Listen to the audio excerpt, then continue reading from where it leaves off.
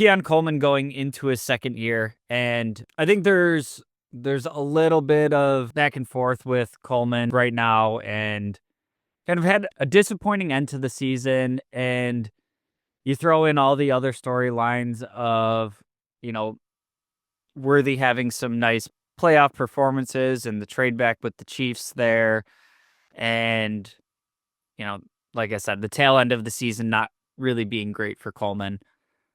But I think overall he had a pretty solid rookie year, and something I don't want to get kind of lost in the mix of our expectations is this was another one of those Brandon Bean picks where he took a really young player that still had a lot of growing to do and kind of bet on the tools and upside. And we can have our debate on whether or not you like that strategy, whether or not it's the right strategy for, this iteration of the Bills.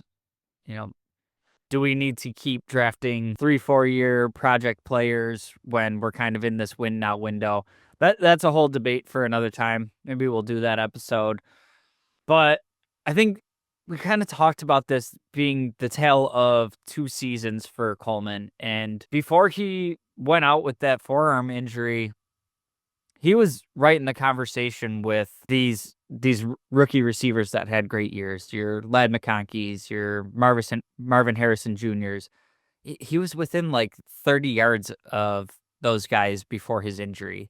And I don't really know what happened coming back from that injury. Did he not feel right? Was it, you know, still sore, tender, something else going on?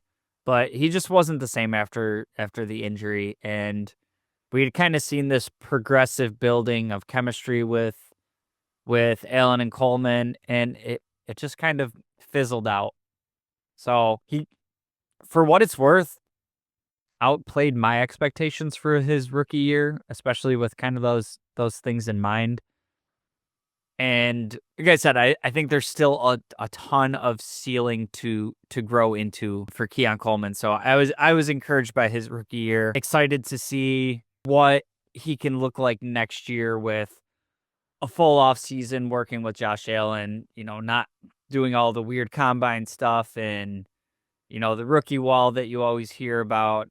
All those types of things. I'm excited to see what it looks like in year two.